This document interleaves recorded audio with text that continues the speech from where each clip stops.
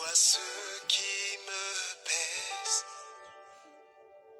Viens, décharge-moi. Tu vois ce qui me blesse. Viens et guéris-moi. Tu vois ce qui m'enchaîne. Oh, viens, libère-moi.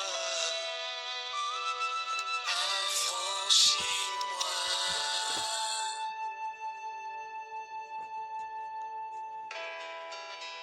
Tu vois ce qui me pèse. Viens, décharge-moi. Tu vois ce qui me blesse. Viens et guéris-moi. Tu vois ce qui m'enchaîne. Oh, viens, libère-moi. Yeshua, affranchis-moi. Oh, affranchis-moi. Affranchis-moi. Entre dans mon cœur. Affranchis-moi. Entre dans ma vie. Yeshua, je te donne mon cœur. Prends toute ma vie. Affranchis-moi.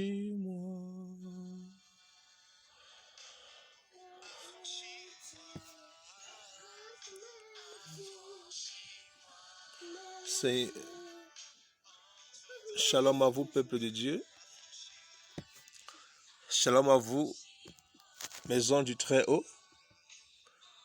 Que la grâce et la paix, la bonté, la justice de notre glorieux Seigneur soient de plus en plus déversées en chacun de vous.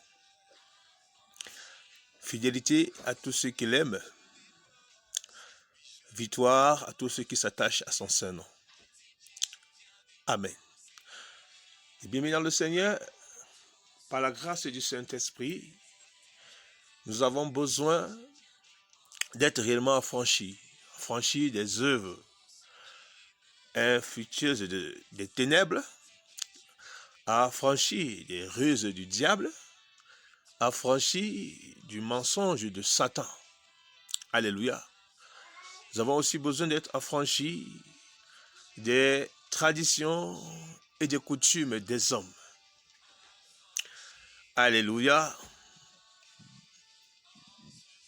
C'est pourquoi, depuis un certain temps, par la grâce du Saint-Esprit, le Seigneur nous a permis de plonger les regards sur certaines traditions humaines qu'on retrouve déjà même vivables en lieu saint, le chrétien et le culte des morts. Beaucoup de saints aujourd'hui sont plongés dans cette dérive. Nous tâtonnons entre vérité et mensonge. Et en vérité, nous sommes des Samaritains, nous sommes un peuple corrompu, un peuple dont la louange ne se tient qu'aux lèvres et non dans le cœur, la louange de notre Seigneur. Et c'est pourquoi par la grâce et poussée par le Saint-Esprit, nous voulons, avec la preuve des Écritures, essayer d'aider des bien-aimés à abandonner des coutumes et les traditions des hommes. En l'occurrence, les funérailles, le culte des morts en pays bamileke,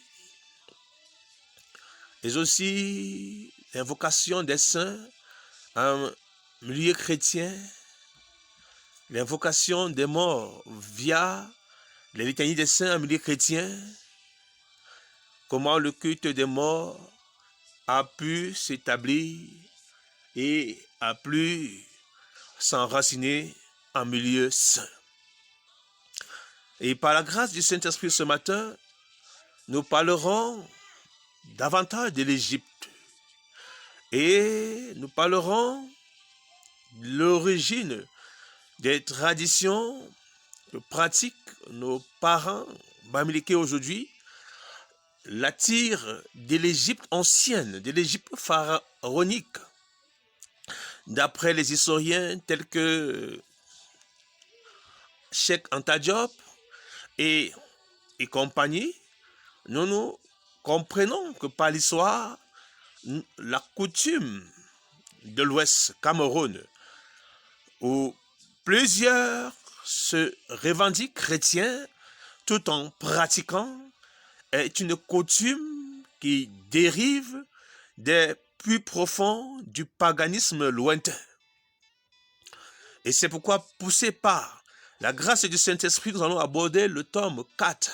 Amen.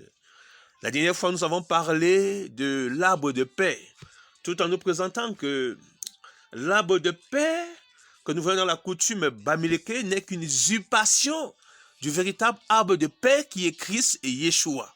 Alléluia. Et vous allez voir pourquoi je le dis. Si vous prenez avec moi Ésaïe 11. Ésaïe 11. Et vous prenez aussi avec moi Zacharie 9.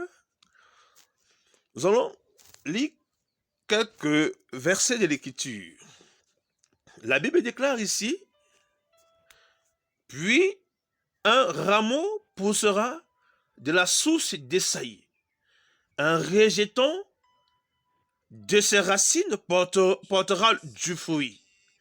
L'esprit d'Élohim reposera sur lui, l'esprit de sagesse et de discernement, l'esprit de conseil et de puissance, l'esprit de connaissance et de crainte de l'Éternel. Il prendra plaisir dans la crainte de l'Éternel. Il ne jurera pas sur l'apparence, n'adressera pas des reproches sur la base d'un oui-dire. Au contraire, il jugera les faibles avec justice. Il corrigera les malheureux de la terre avec droiture. Alléluia, si vous lisez jusqu'à la fin, ce passage de l'Écriture annonce ici le règne de paix qui viendra par l'entremise, la personne du Seigneur Jésus-Christ de Nazareth. Dans le livre de Zacharie, Zacharie 9, à partir du verset 9 à 10, nous allons lire: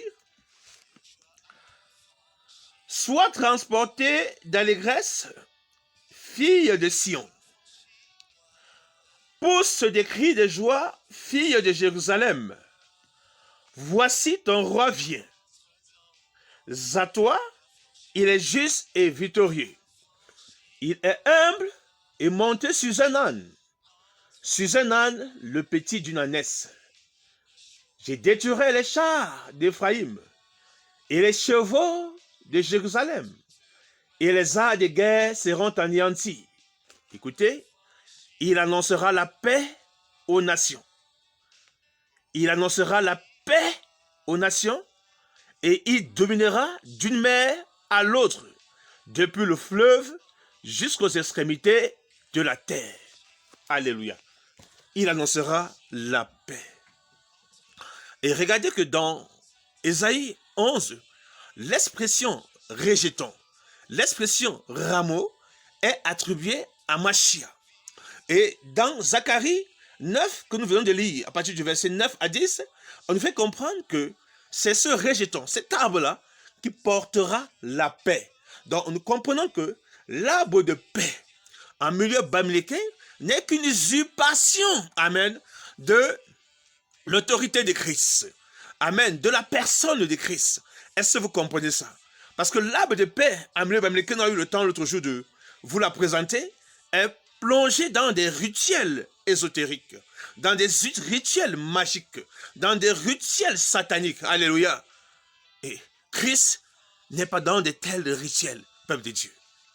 C'est pourquoi vous devez comprendre que le chrétien, le saint, n'a rien à faire avec tout ce qui concourt autour de cet arbre de paix selon la tradition de l'Ouest.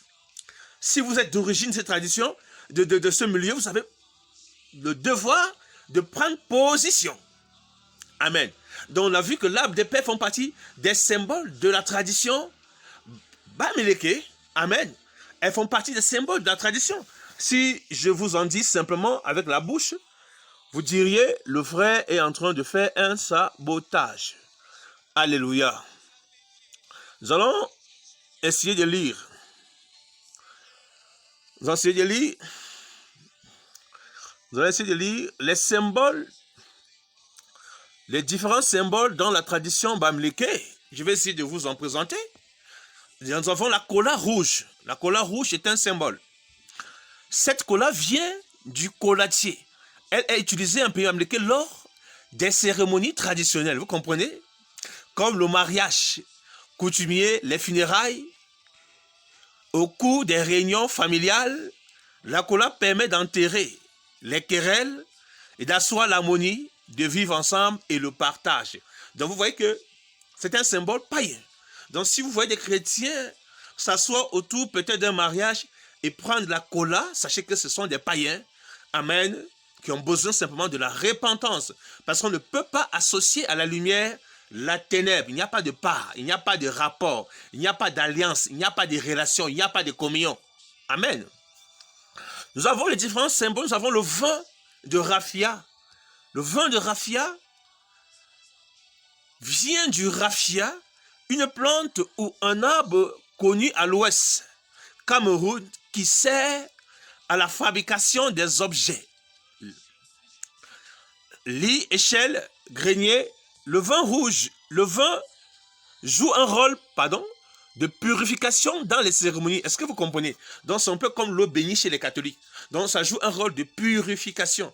Donc on ne peut pas voir des chrétiens prendre le vin de raffia pour le boire en symbole d'unité, en symbole d'union entre deux, trois familles. Non, si vous voyez des chrétiens agir ainsi, sachez que c'est cette pratique du paganisme, d'accord?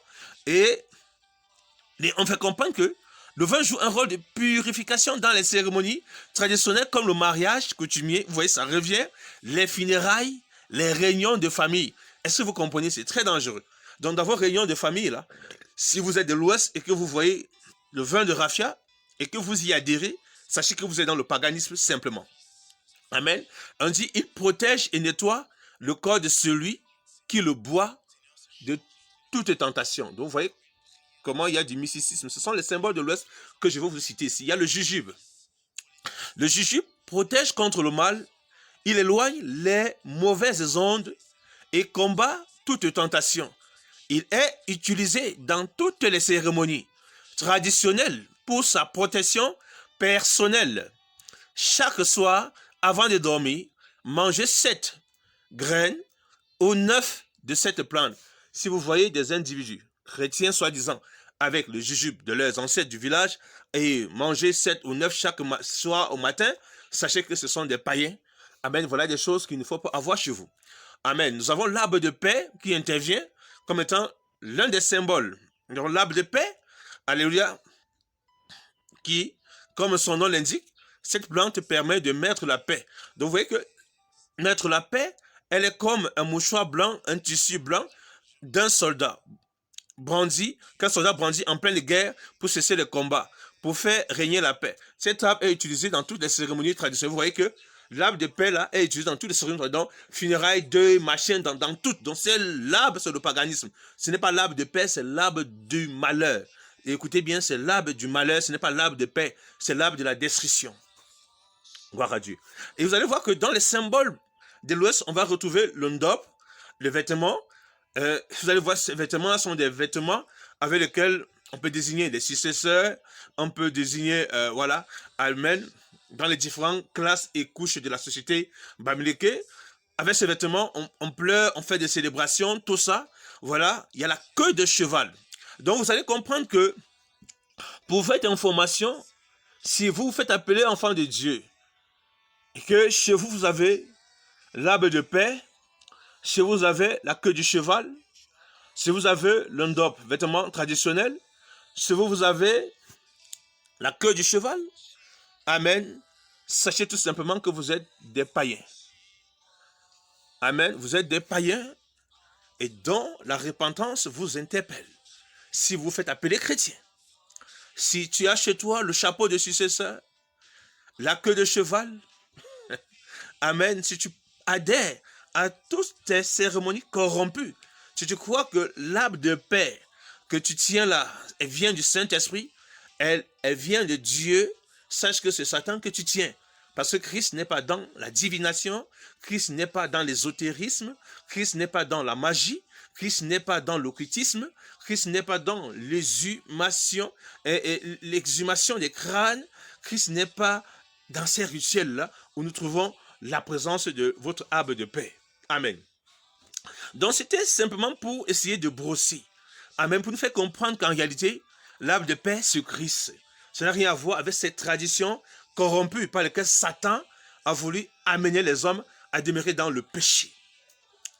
Par la grâce du Saint-Esprit, mes bien-aimés, ce matin, nous allons commencer par parler d'un point important en prenant l'écriture dans le livre de Actes des Apôtres 26.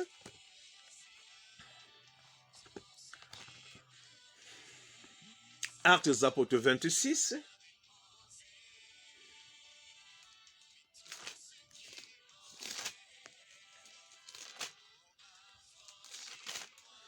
Actes des Apôtres 26.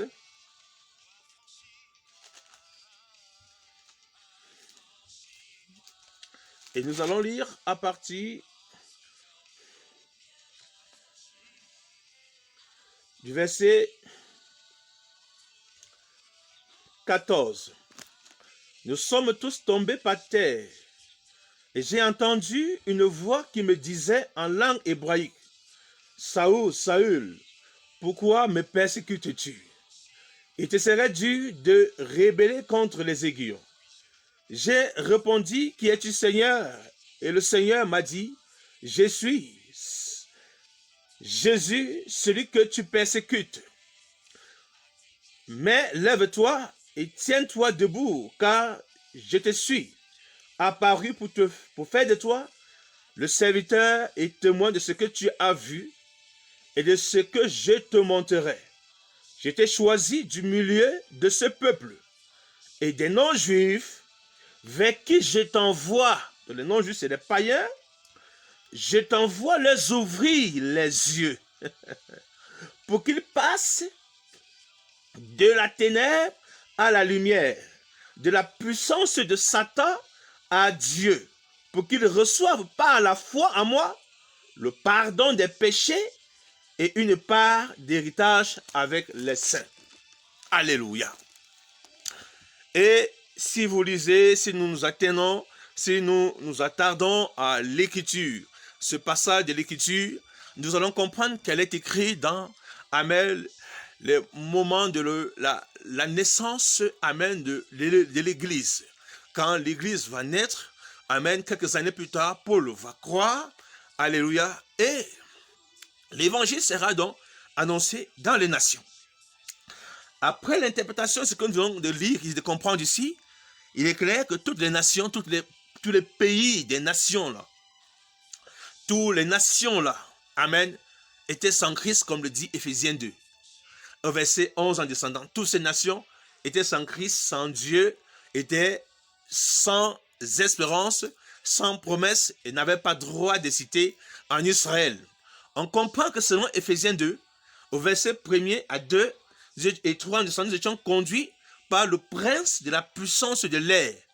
Donc l'esprit de rébellion qui agit maintenant dans la vie des fils rebelles. Amen. Nous comprenons que c'était ça. Donc, quand il vient pas vous dire ici que Jésus est en accord avec vos traditions et vos coutumes, qu'on ne vienne pas avec le syncrétisme de Satan, le syncrétisme de la bête, le syncrétisme de Babylone, amen, vous amenez à croire que le Seigneur serait derrière de telles pratiques. C'est pourquoi je vais vous dire ici que la tradition de l'Ouest, amen, amen, date de belle lurette. Alléluia. Et nous allons voir aussi avec l'Écriture que la vénération aux morts, au culte des morts, amen, date de belle lurette. Ce n'est pas aujourd'hui. Elle n'a pas seulement commencé avec le peuple bamléké. Non. Amen. Mais c'est depuis l'Égypte. Donc nous comprenons que c'est une tradition égyptienne. Donc nos parents, depuis l'Égypte, pratiquaient de telles traditions. Et Dieu, notre Seigneur, est contre ça. C'est pourquoi dans le livre de Colossiens 2, au verset 8, dans Colossiens 2, au verset 8, l'Écriture déclare, peuple saint, prenez garde que personne ne fasse de vous sa foi par la philosophie et par une vaine tromperie, s'appuyant sur la tradition des hommes, sur les rudiments du monde et non sur les Christ, sur le Christ. Donc s'appuyant sur la tradition, des hommes, sur la tradition des hommes, sur les rudiments du monde et non sur Christ. Donc, si des gens viennent vous dire que Jésus serait derrière ce syncrétisme, ce mélange, sachez que ce sont des ouvriers de Satan. Amen. Ce sont des ouvriers de Satan. Et répentez-vous et sauvez vos âmes. Si vous êtes dans des assemblées où les adeptes pratiquent les coutumes, les traditions sans ne jamais être repris, et que même les pasteurs, les évêques, les pasteurs, les apôtres, les prophètes, les évangélistes, alléluia, les docteurs, tous sont plongés dans, ceux qui vous dirigent, en fait, sont plongés dans de telles dérives. Sortez, sortez. C'est une assemblée de Satan. Amen. Ce sont les assemblées de la perdition. Ce sont les assemblées de la religion mondiale. Ce sont les assemblées de l'écuménisme. Amen, peuple de Dieu. Sortez et sauvez vos âmes. Alors, ce que je vais dire ce matin, nous allons ouvrir Ésaïe au verset 16, au chapitre 16, pardon. Ésaïe dans le chapitre 16. Non, dans le chapitre 19, peuple de Dieu, pardon, dans le chapitre 19.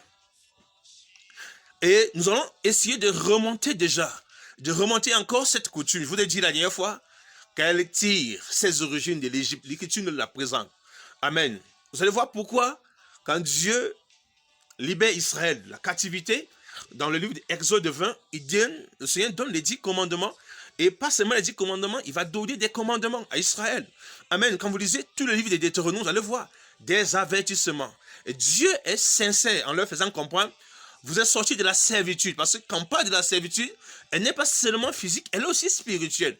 Il a dit, ne retournez plus, gardez-vous d'eux, pratiquez, d'imiter, même dans la terre promise où il est conduit, où il y avait plus de 7 nations qui y habitaient. Le Seigneur déposait ces nations parce que ces nations-là pratiquaient des abominations. Leurs coutumes, leurs traditions n'étaient pas recommandées au peuple de Dieu. Amen. Et vous allez voir que le peuple, en entrant dans la terre promise, vont se compromettre parce qu'ils ne vont pas rester fidèles aux recommandations du Seigneur. Alors si nous prenons Ésaïe 19, donc ce matin, par la grâce du Père, je vais revenir sur un point, sur certains points. Ce matin, on va parler de l'ancêtre. Nous allons parler de la relation entre les vivants et les ancêtres. Qu'est-ce que nous pouvons conclure derrière ça? Pourquoi cette relation doit-elle perdurer et demeurer encore en milieu bamléké? Le rituel du crâne, un troisième, et la nécessité du rituel. On va s'arrêter là. Parce que la dernière fois, j'ai essayé de vous présenter l'arbre de paix dans les différents rituels de crâne et dans la tradition bamléké. Amen. Il est vrai que si vous avez déjà suivi le premier tome, deuxième tome, troisième tome, et voici le quatrième tome, amen, cela va essayer de vous remettre sur les pieds, amen, de votre véritable foi, et cela va vous amener à vous repentir, à vous détourner, à vous détacher. Parce que si vous mourrez dans cet état, il est clair que vous iriez sans embouteillage, écoutez bien, en enfer, mais bien aimé dans le Seigneur. Et ça, c'est la vérité. C'est pourquoi vous allez voir dans le livre de Lévitique 20, à partir du verset 26-27, le Saint-Esprit est d'accord que quiconque invoque des morts ou bien à l'esprit de mort devait être lapidé. Amen. Amen. Devait être banni même du milieu du peuple saint. je pense que c'est ça. Prenons Lévitique 20 et nous allons revenir au verset 27. Si un homme ou une femme a en lui l'esprit de mort ou un esprit de divination, il sera puni de mort. On le lapidera, son sang retombera sur lui. Donc vous voyez que s'il y avait dans l'assemblée de Dieu des gens avec cet esprit de divination, l'esprit de mort, convoquer les morts, c'était puni d'une sentence de lapidation, peuple de Dieu. C'était puni d'une sentence de lapidation. Et quand nous revenons dans cet Ésaïe 19, l'Écriture déclare, l'Éternel monte un nuage rapide. Il vient en Égypte, les faux dieux d'Égypte tremblent, écoutez bien, de devant lui, et les Égyptiens perdent courage. Je dresserai l'Égypte contre l'Égypte, je dresserai l'Égyptien contre l'Égyptien, et l'on se battra frère contre frère, ami contre ami, ville contre ville, royaume contre royaume. L'Égypte perdra l'esprit et j'anéantirai ses projets. Est-ce que vous comprenez? Parce que Dieu n'est pas d'accord qu'ils ont été à l'origine de la prostitution de son peuple. Écoutez, il dit, on aura beau consulter les faux dieux et les morts, ceux qui évoquent les esprits et les spirites, je livrerai l'Égypte entre les mains de maîtres sévères, un roi cruel dominera sur eux, déclare l'Éternel, le maître de l'univers. Et l'accomplissement de cette prophétie se verra dans les années, amen, je pense entre 578 ou 576 avant Jésus-Christ. Amen, lorsque Nebuchadnezzar va, alléluia, conquérir, détruire, amen, totalement l'autorité de l'Égypte. L'Égypte sera donc détruite, amen, vaincue, alléluia, et sera désormais sous la domination de Nebuchadnezzar. Ce qui m'intéresse ici, je veux que nous remontions que ces pratiques-là viennent vraiment de l'Égypte. Amen, vous voyez qu'ici, il est clair que le Saint-Esprit mentionne. Vous allez comprendre ici les dieux de l'Égypte. On va comprendre ici qu'il y avait, amen, les faux dieux et les morts, mais ceux qui consultent les morts, donc il y avait la consultation des morts en Égypte, il y avait donc le culte des morts en Égypte, ceux qui invoquaient les esprits. Donc nous comprenons que ce n'est pas un hasard, ça a bien été en Égypte. Si nous prenons l'écriture dans le livre de Deutéronome 18, parce que le Deutéronome, c'est le livre de la loi que Dieu donne. Amen. Telles sont les lois que Dieu donne à Israël. Et dans le Deutéronome, le Seigneur demande à Israël, amen, de ne pas pratiquer ceci ou cela. Parce que les nations qui ont été dépossédées, là où ils sont sortis, pratiquaient ceci. Ils adoraient les morts et consultaient les morts, comme le fait aujourd'hui le catholicisme romain et beaucoup de systèmes pentecôtistes. Je vous dis en vérité, beaucoup de vos soi-disant prophètes, pasteurs, apôtres, adorent, ce sont des serviteurs de crâne. Ce sont des serviteurs de crâne. J'en ai vu ici des pasteurs pentecôtistes célébrer les funérailles. Célébrer les funérailles. Je vous dis en vérité. Et aujourd'hui, vous allez voir que l'église est dans un paganisme. Des vêtements de mort, on est dedans. Culte des morts, on est dedans. Parler aux morts, on est dedans. Vraiment, on a besoin de la délivrance, peuple de Dieu. Dans le Deutéronome d'Évarim 18, à partir du verset 9, c'est important, vous allez voir que le Saint-Esprit est radical là-dessus. Et le Seigneur ne permet pas que le peuple de Dieu se comporte comme ils se sont comportés hier en Égypte. Il ne veut pas que le comportement de l'Égypte, là, parce que c'est l'asservissement, c'est une prison. Alléluia. Donc quand on parle de la délivrance de la servitude de l'Égypte, elle n'est pas seulement physique, elle doit aussi être spirituelle. Ce que le Seigneur, et les ayant délivrés physiquement, doit poursuivre un processus spirituel. On ne peut pas aujourd'hui se faire appeler église, se faire appeler assemblée du Très-Haut, amen, et demeurer dans de telles pratiques. Ton père est mort, tu portes des vêtements noirs, tu es dans le paganisme. Tu es dans le culte des morts. ton père est mort, vous faites un culte, hein, vous invitez un pasteur pour prier pour qu'il aille au ciel, vous êtes dans le paganisme. Ça vient de l'Égypte et de la Rome antique corrompue et paganisée, peuple de Dieu. Donc dans le Deutéronome 18, et bien aimé dans le Seigneur, l'écriture est claire là-dessus. Donc écoutez bien, il n'y a pas seulement que le peuple bamlékais, hein, amen, dans tous les pays d'Afrique, où vos coutumes ont pris de la proportion par rapport à la foi, vous deviez vous repentir. Tu te fais appeler chrétien, tu es dans le vaudou, tu dois te repentir. Tu es dans la magie, tu dois te repentir. Amen. Vous êtes dans les danses corrompues des traditions de Chanel héritées par vos pères. Vous deviez vous repentir. Amen. Vous êtes dans l'invocation des morts via les litanies des saints catholiques. Vous deviez vous repentir, ça c'est clair. Amen. Messe pour les morts. Messe pour les morts, vous devez vous repentir. En fait, messe, que veut dire l'expression messe? Sacrifice. Mais on sacrifie encore qui pour qui? Vous avez besoin vraiment de la délivrance, peuple de Dieu. Amen. Culte pour les morts. Mais ça vient d'où? Par la grâce du Saint-Esprit ce matin, nous allons essayer de remonter. Amen. Parce que vous allez comprendre que ce que la Bible dit ici, elle nous demande à ne pas le faire, certains nous ont amenés dans le compromis. Amen. C'est pourquoi vous allez voir qu'il y a des Bibles corrompues. Des Bibles corrompues, je le dis. Pas seulement les Bibles à 72 livres, même les Bibles à 66 livres. Il y a des Bibles à 66 livres qui sont corrompues. Et plus grave, les Bibles à 72 livres. Amen. Parce qu'il y a des apocryphes. Amen. Des ajouts. Alléluia. Des livres, des écrits inspirés de la Septante. Amen. Grecs qui ont été, alléluia, adoptés par la soi-disant chrétienté corrompue pour amener les bien-aimés à adorer les idoles. Amen. À adorer le culte des morts. Pourtant, le concile de Jania, à l'an 90, ne reconnaît pas ça. Après Jésus-Christ, amen, ne reconnaît pas les apocryphes.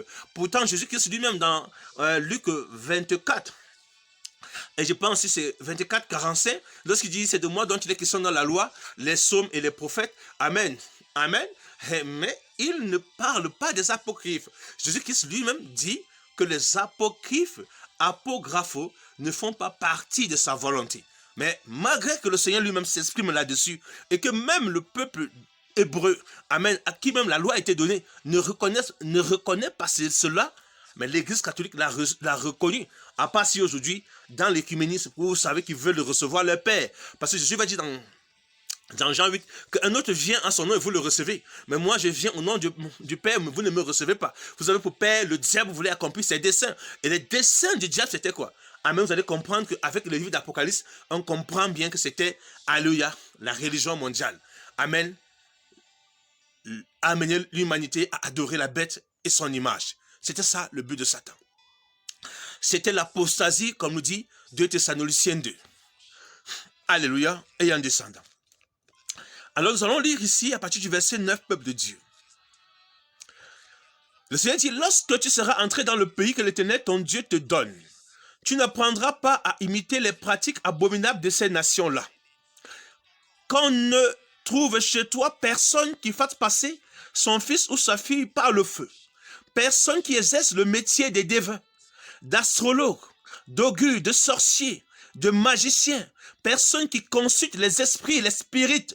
Personne qui interroge les morts.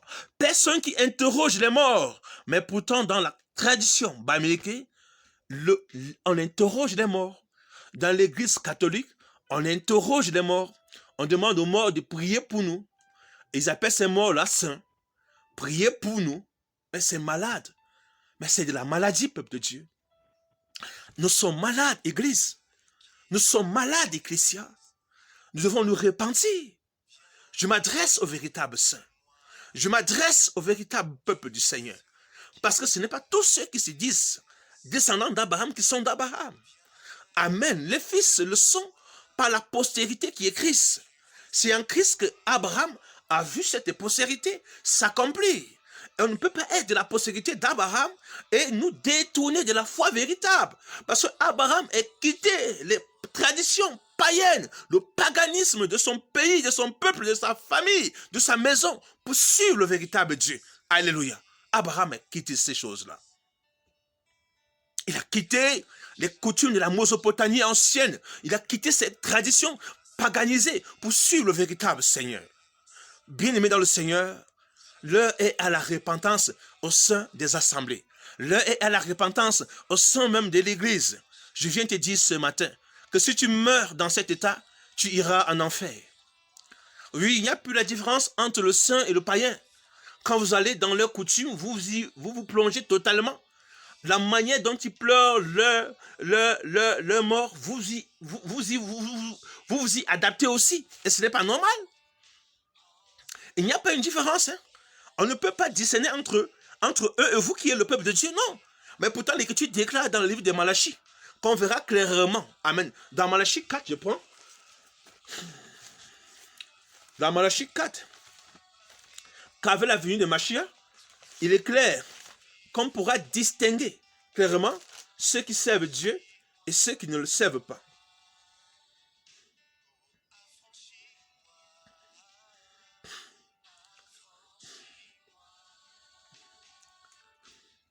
Dans Malachie,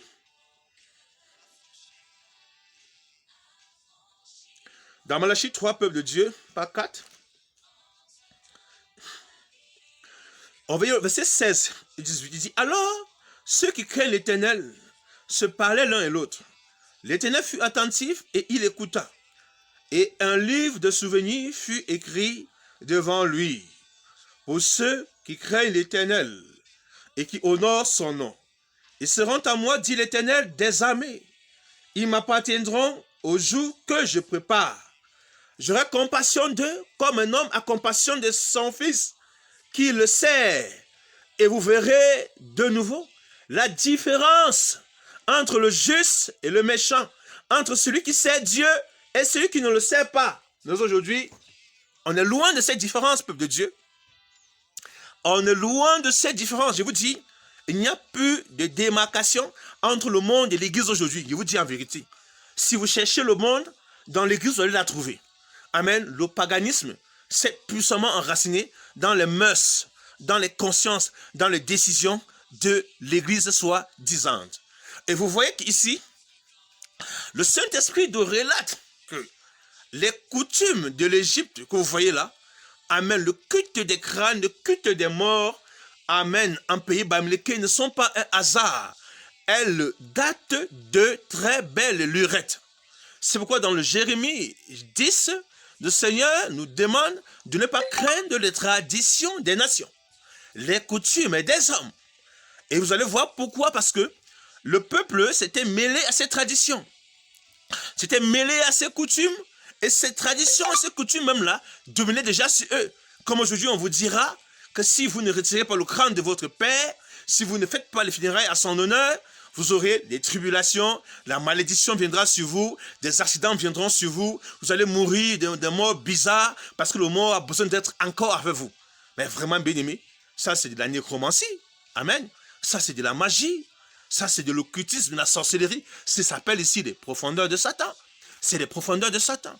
Et par la voix de son humble serviteur que je suis, le Seigneur t'appelle à la repentance. Amen. Il t'appelle à la repentance. Tous ces vêtements corrompus là, vêtements que de cheval, arbre de paix dans ta maison, vêtements traditionnels, bonnet de succession, tu dois mettre le feu dessus. Amen. Tu dois mettre le feu dessus. Si tu es vraiment un saint, amen, je m'adresse au saint, peuple de Dieu. Je m'adresse au saint, si tu es vraiment un saint. Dans le Deutéronome 7, dont je ne lirai pas le Deutéronome 12, dont je ne vais pas, si vous avez le temps de vous asseoir, lisez, prenez le temps de lire toute la loi, amen, les 5 livres, Genèse, Bereshit, Lévitique, Nombre, Genèse, Exode, pardon, Lévitique, Nombre, Deutéronome, vous allez comprendre beaucoup de choses. Ça va vous aider à vous situer par rapport aussi au passé, amen, par rapport à l'idée de Dieu, par rapport aux traditions, aux coutumes, aux nations qui étaient autour d'Israël, parce que Dieu s'est sanctifié Israël. Dieu s'est choisi un peuple. Amen. Dieu s'est choisi un peuple.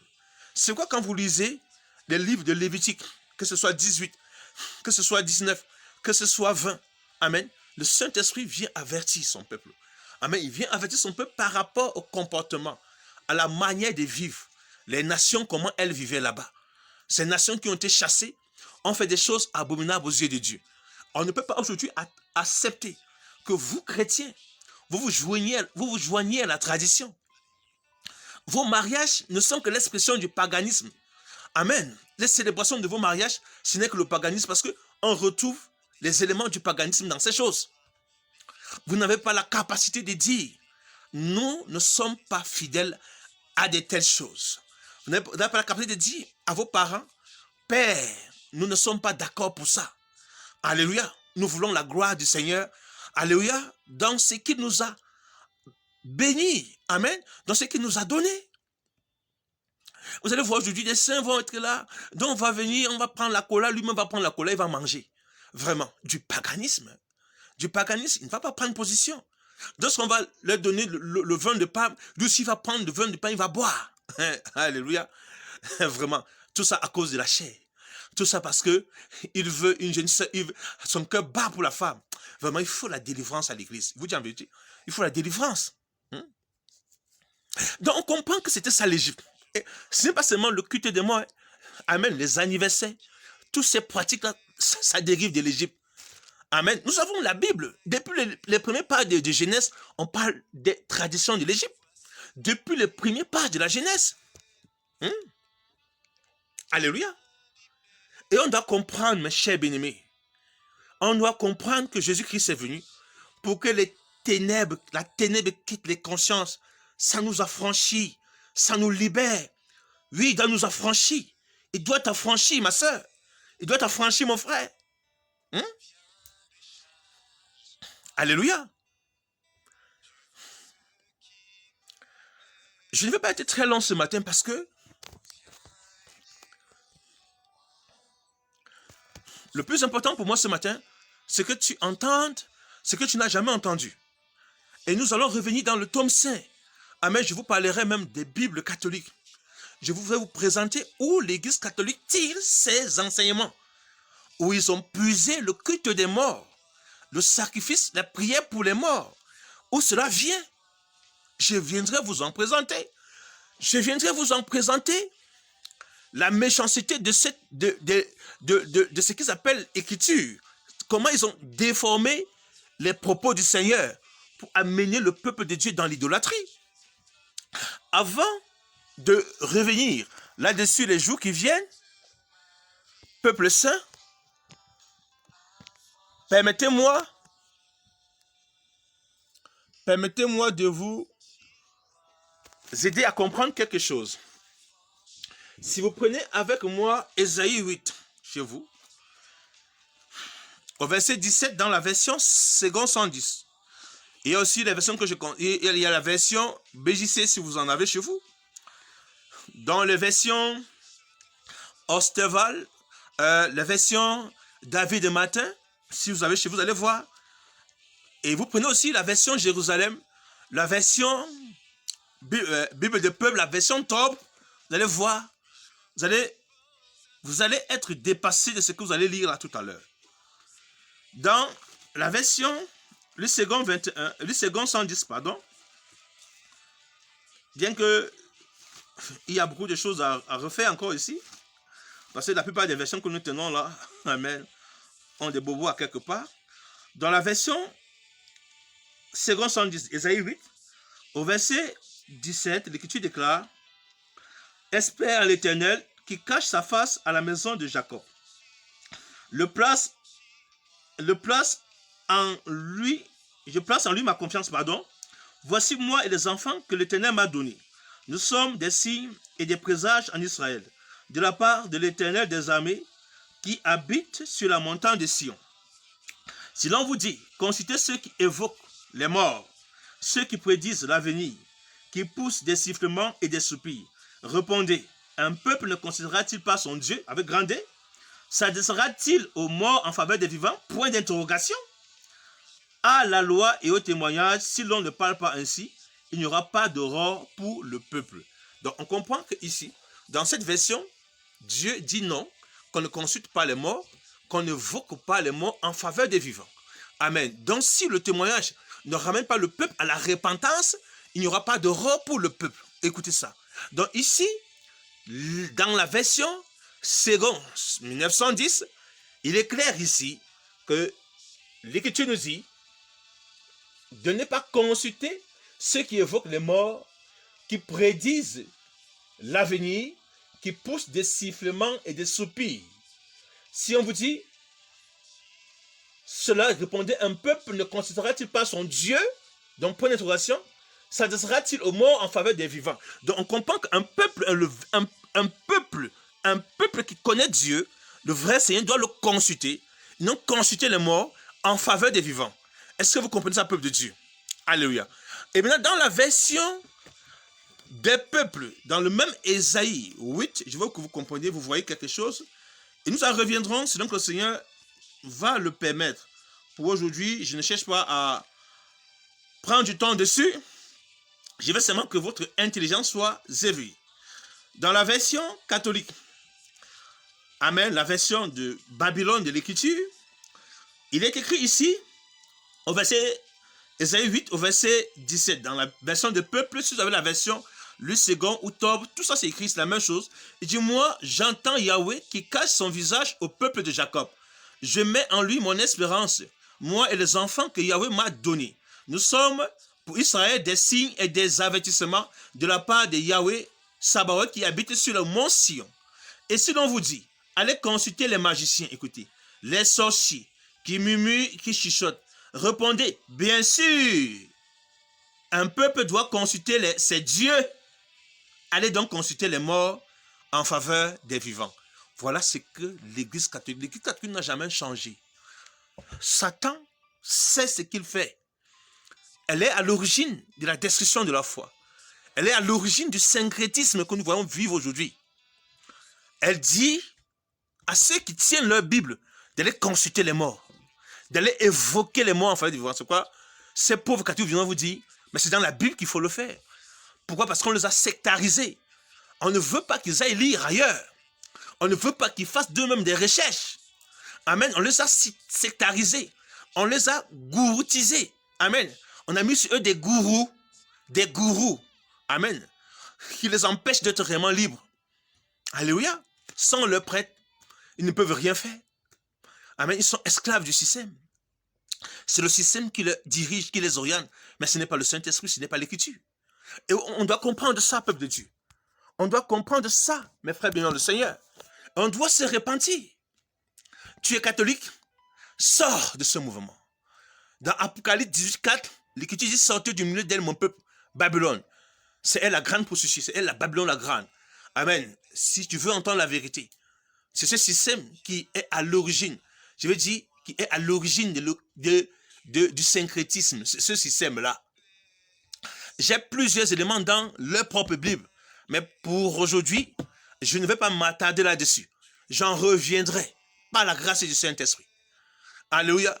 Ce sont eux qui demandent, ce sont eux qui disent que tous les chemins mènent à Dieu.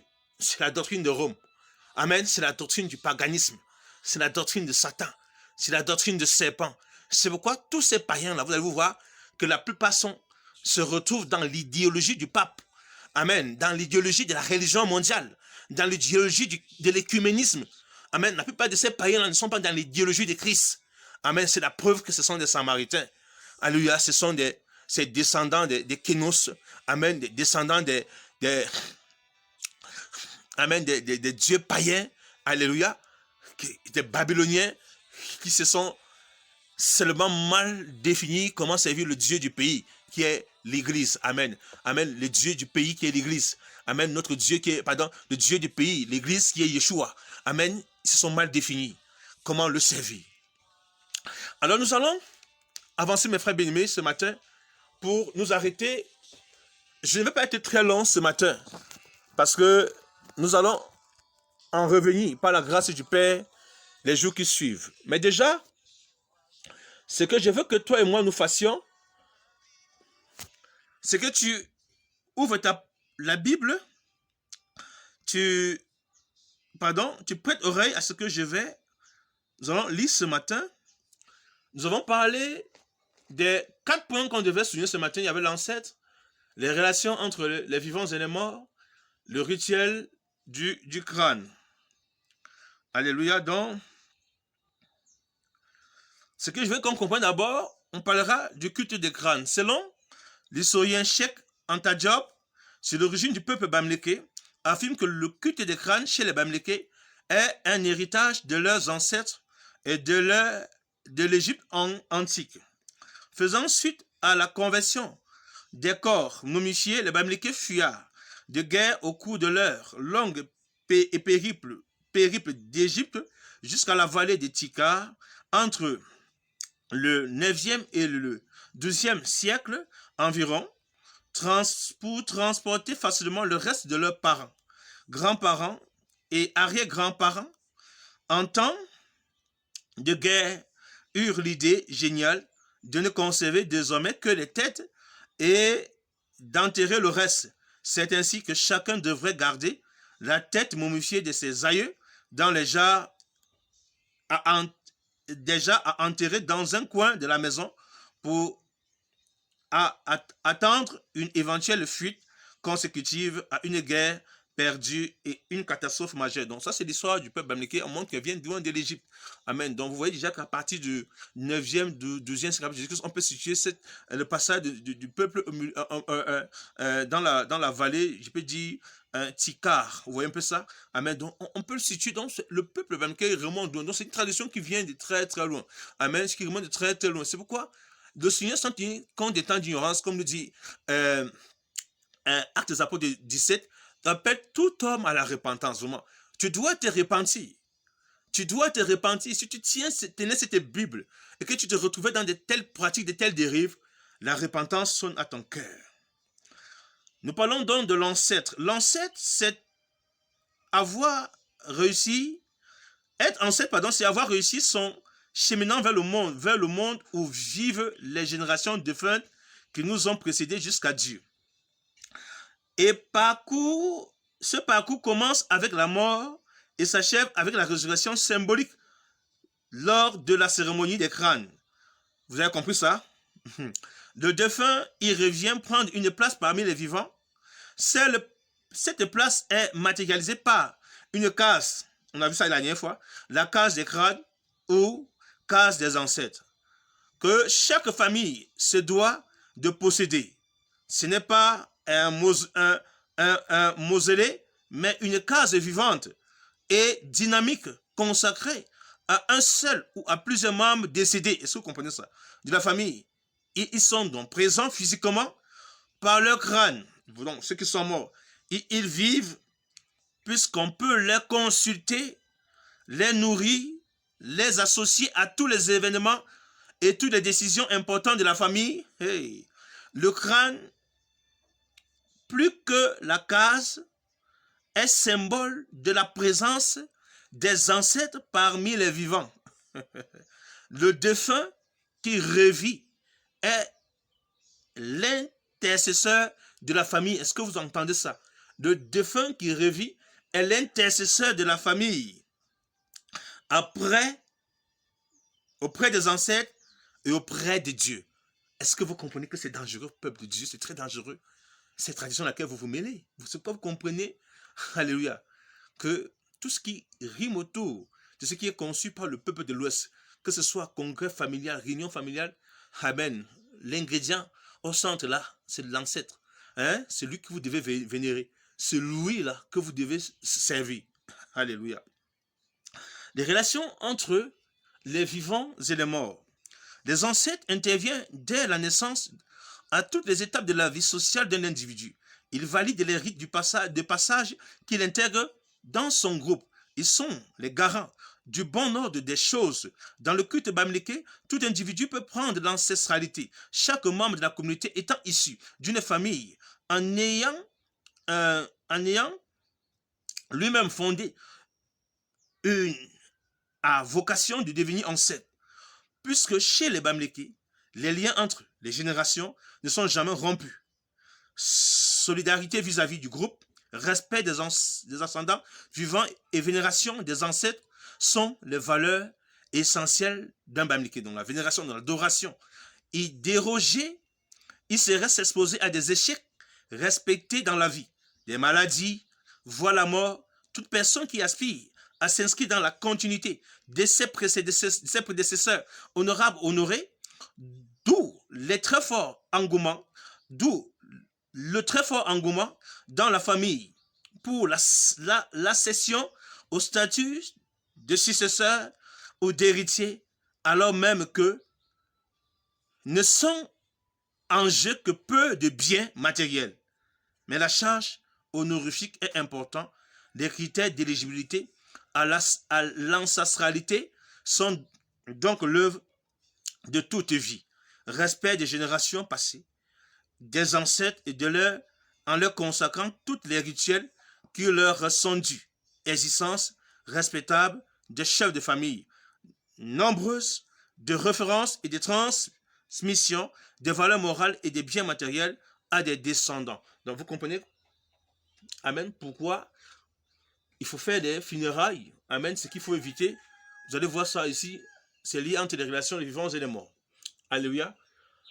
Et le rituel du crâne, amen, il ne faut pas que les ancêtres restent dehors sous la pluie.